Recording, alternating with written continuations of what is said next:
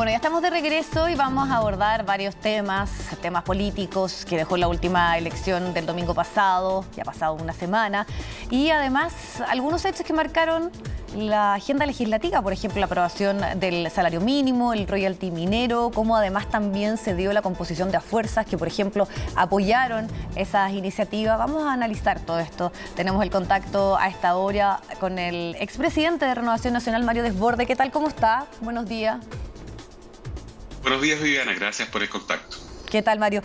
Ya ha pasado una semana exacta de lo que ocurrió el domingo pasado con esta irrupción de republicano que movió, podríamos decir, a todas las fuerzas políticas. Las tiene en este momento en una reflexión. ¿Y qué pasó en su partido? ¿Cómo lo analiza? Usted ha sido crítico también de la actual dirigencia, de cómo enfrentó este proceso ya con el pasar de los días. ¿Qué pasó, a su parecer, con la elección del domingo pasado? Es el peor resultado de la historia de Renovación Nacional en 36 años. Jamás habíamos tenido un resultado tan malo. Nunca habíamos estado en el cuarto o quinto lugar. Siempre Renovación era el primero o segundo partido del país. Ahora, esto es una cuestión amplia que tiene que ver con que el gobierno, cierto, que ha hecho todo lo posible por mandarle el electorado a ser republicanos con una y otra mala decisión, que hace que la ciudadanía finalmente opte por la opción más dura. Y también nuestro partido, que en su directiva ha tenido un zigzag permanente, desde ponerse duros a ponerse blandos, a ser social cristianos un día, a derecha dura el otro. Y eso se castiga. Yo respeto el que se siente cercano a republicanos. En el caso mío, creo que Renovación debería ir hacia una derecha de centro-derecha que defienda el tema de orden público, de la seguridad con fuerza. Lo hago todos los días, es uno de los temas que más, cierto, insisto en los medios cuando tengo entrevistas, pero también que impulse una agenda social potente, que impulse una agenda antiabuso muy fuertes, que son diferenciadores de la izquierda, que impulsa una mala agenda, en donde todo lo decide el Estado, nada lo decide la persona, y de la derecha más dura que le cuesta mucho impulsar una agenda antiabuso. Y le voy a dar un ejemplo concreto. Hoy día las ISAPRES están en una crisis. Gran parte de la crisis tiene que ver con que durante años nos sacaron plata del bolsillo a todas y todos los chilenos. Nos metieron la mano al bolsillo y hoy día que la Corte Suprema, no el gobierno, la Corte Suprema dice tienen que devolver esa plata mala vida.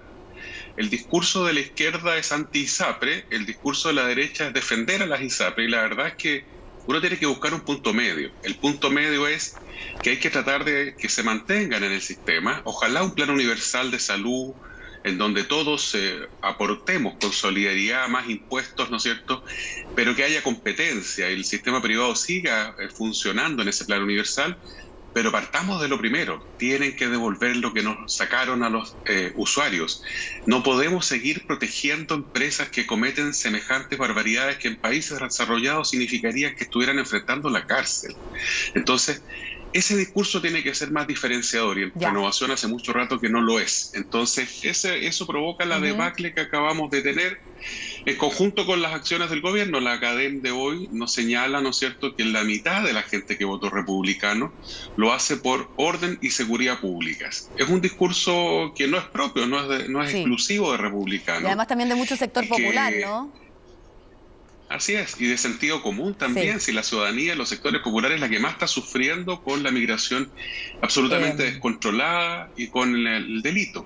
Ahora, Mario, yéndonos a lo político, usted también durante esta semana dijo, si yo tuviera que definirlo, sobre todo la posición de Renovación Nacional, descartaría cualquier tipo de alianza con republicanos. Eso, entremos un poquito en esta definición que usted toma y siente que está todo el partido y qué implica ningún tipo de alianza, por ejemplo, incorporarlo como una fuerza Chile Vamos, ningún tipo de alianza electoral, qué va a pasar también con la discusión constituyente, esta declaración que usted hace, ¿qué implica? Estamos hablando en qué contexto, que en ningún caso debe existir algún tipo de relación entre Renovación Nacional y republicano. No, lo que yo he señalado es que son caminos distintos, que no es contra republicanos. Nosotros tenemos una visión de lo que debe ser el Chile del futuro, en donde hay cosas en donde estamos en concordancia con republicanos y hay otras en que no. Ahora distingamos qué entendemos por republicanos. Si uno ve a Valenzuela el viernes en la segunda, uno tiende a estar de acuerdo con él en muchas cosas, una persona bastante sensata. Los de la carrera, el diputado de la carrera fue expulsado de republicanos, tanto del partido como de la bancada, pero al parecer todavía hablaría por republicanos, y eso es lo que uno dice, uno se va a aliar con una persona tan extrema que agrede mujeres, etcétera. Bueno, por supuesto que no. Entonces, en lo general, esto se trata de plantear la realidad, son caminos distintos, y eso también lo ha definido así republicanos, no solo nosotros. Antonio Barquesi salió electo esta semana en la quinta región y decía el lunes en el Mercurio, podemos conversar con Chile Vamos, pero esto no significa que nos vamos a aliar para las municipales, porque ellos también han definido un camino propio. Yo lo que he señalado es que como alianza, como coalición, yo creo que Chile Vamos debería mirar a amarillos, debería mirar a demócratas, deberíamos mirar desde el centro político a la centro derecha. Ese es el camino que me parece razonable, Mario, sobre todo por la última elección mostró que, y ahí también me gustaría conocer su análisis, ¿qué pasó con ese centro político? Que históricamente sabíamos que era como muy gravitante y determinante en las elecciones, pero para muchos no estuvo presente en ninguna de quienes precisamente tenían como discurso ir en búsqueda de ese voto. Usted sabe lo que pasó con esta alianza desde la centroizquierda, por ejemplo, PPD hasta la Democracia Cristiana, pero también pensemos en una derecha o alguno de esos sectores que no tuvo una representación importante. Entonces, ¿todavía existe ese centro político? ¿Qué ha ocurrido también, sobre todo en la representación de ciertos partidos que hoy han ido más bien a la baja al momento de hablar precisamente, de ir en búsqueda de ese electorado? Bueno, el centro político no estuvo representado en esta elección por un lado, y por otro es una elección bien sui generis, bien particular. Esta no es una elección que uno pueda homologar a las anteriores, y pasó lo mismo en la elección anterior de convencionales, cuando el electorado se inclinó mucho hacia la izquierda, ¿no es cierto?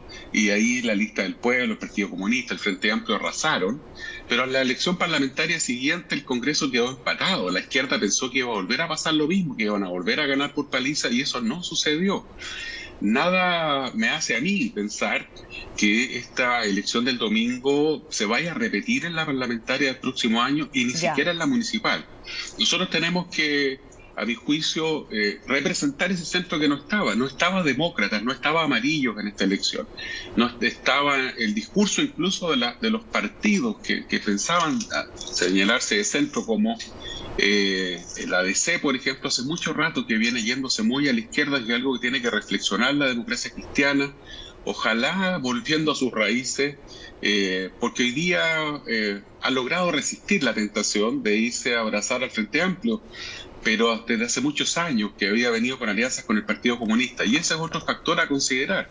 El efecto de aliarse con un extremo suele ser de costos muy altos.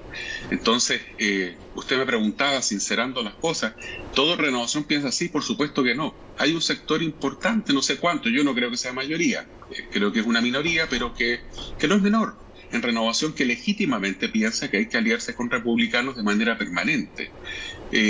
Ahí es donde uno tiene que tratar de explicar, ¿no es cierto?, el punto de vista y señalar que somos proyectos distintos. La bajada social que tiene Renovación es muy distinta de la que plantea Republicanos. Republicanos se plantea muy similar, ¿no es cierto?, a lo que uno podría escuchar en Libertad y Desarrollo, en donde se plantea que en general está todo bien, que no hay que hacer mayores cambios. Nosotros creemos que se ha hecho muchas cosas buenas, que se ha avanzado mucho, pero que están pendientes cambios importantes como pensiones, como salud, y esos cambios que planteamos son los que plantearía la democracia cristiana alemana, la canciller Merkel, ¿no es cierto?, la ex canciller Merkel. Ese es el norte que nosotros vemos, y no el cambio que plantearía Donald Trump o el Tea Party en Estados Unidos.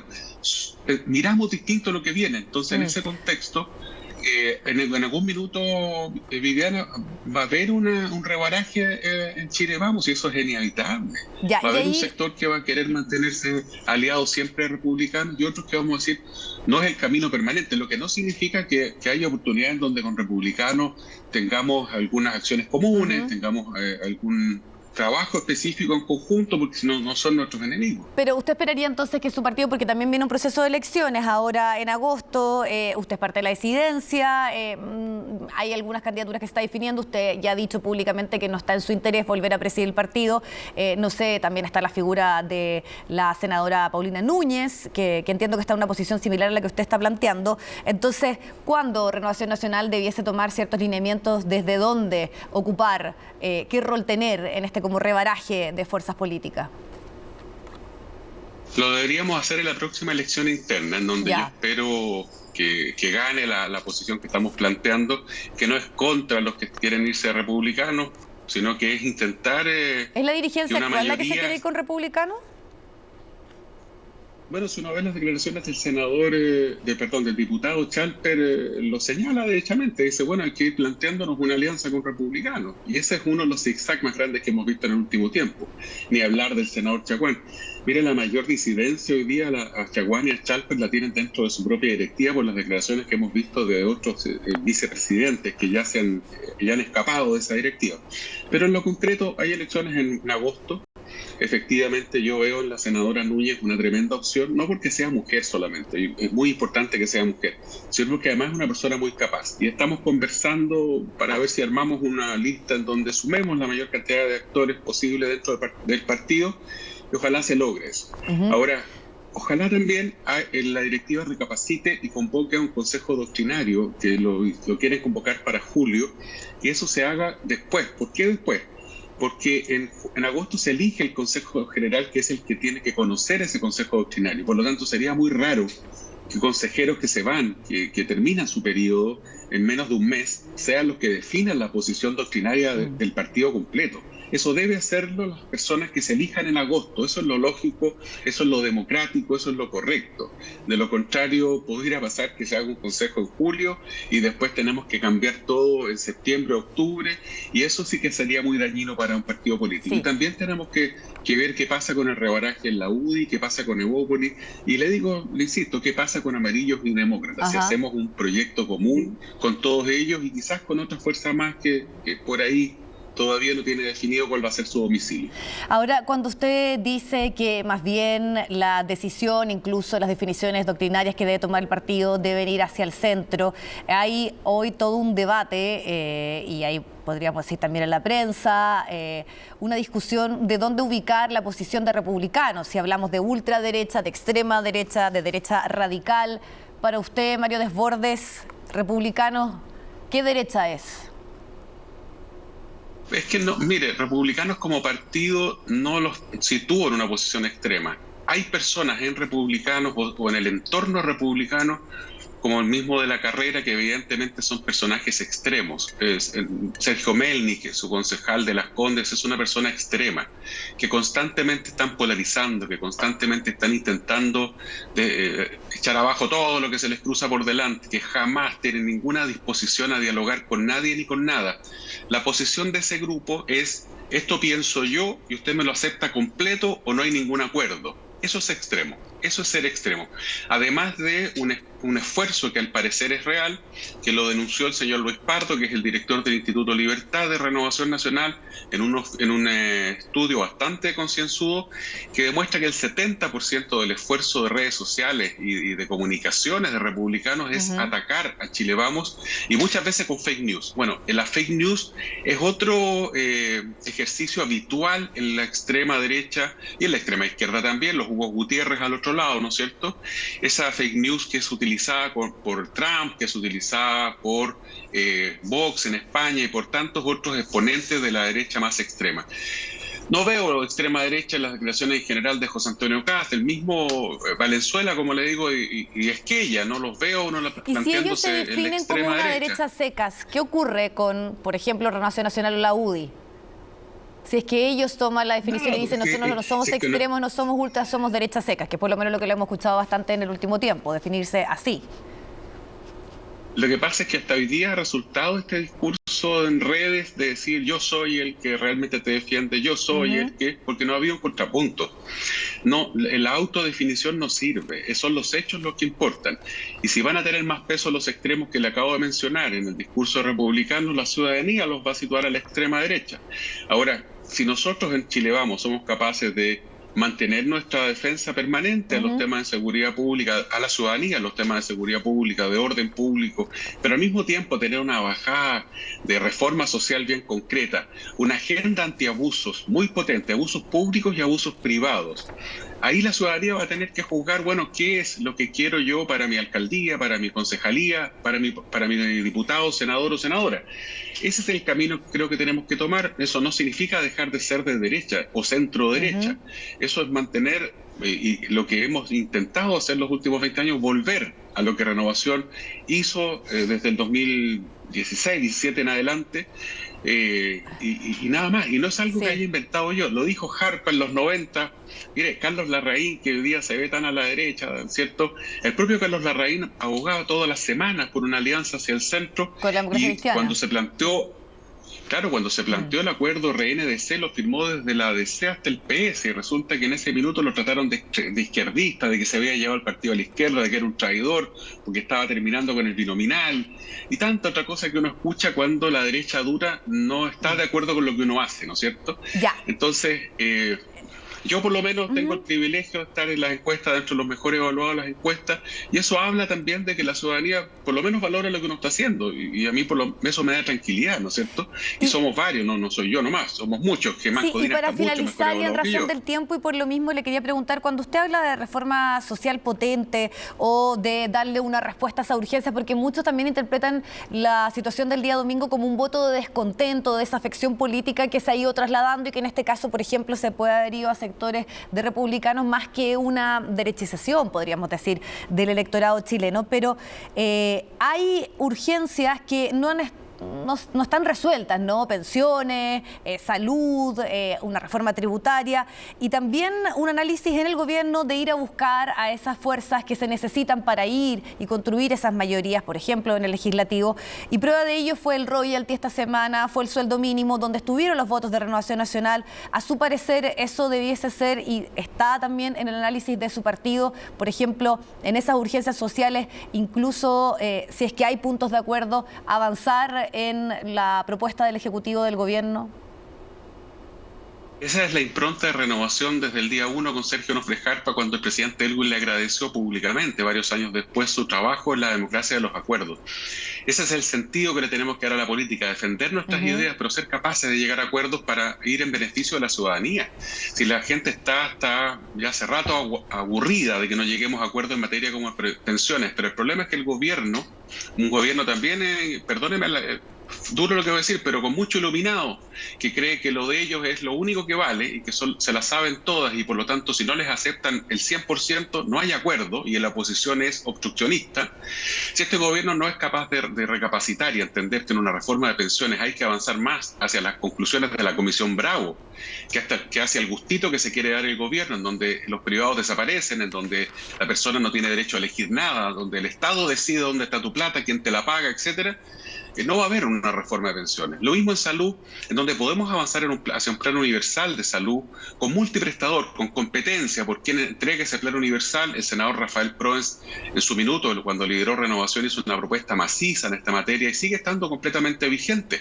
¿Podríamos llegar y acercar posiciones con el gobierno? Por supuesto, por eso depende del gobierno, que hasta ahora ha tenido una actitud, la verdad que incluso ¿No ha cambiado esa actitud? ¿Siente usted todavía? No, Viviana. Lamentablemente perdieron por paliza el 4 de septiembre y no cambiaron una coma de lo que venían haciendo. Ahora pierden por paliza el domingo pasado, y esa actitud llega a ser infantil, de insistir en que vamos a seguir tal cual. Lo acaban de decir ellos, no lo digo yo. Ellos lo dicen, seguimos tal cual, no cambiamos nada. Entonces, si tienen esa actitud, uno piensa, bueno, entonces están conscientemente dispuestos a fracasar para decir que la derecha los bloqueó e intentar un gobierno más adelante, pero eso es muy peligroso, porque lo que están haciendo entonces con ese fracaso es generar una molestia en la ciudadanía que está latente y que por supuesto cuestan caro cuando la ciudadanía dice, ¿sabe qué más? Me aburrí de ustedes los políticos. Mario Desbordes, le agradecemos la posibilidad de conversar, analizar un poco lo que está ocurriendo en su partido, en su sector y también en algunos de los temas de la coyuntura nacional, en estas urgencias sociales y también cómo se va en búsqueda precisamente de esas mayorías de las cuales tanto se habla en este momento. Muchas gracias, que esté muy bien. Gracias a usted, Viviana. Buenos días. Buenos días.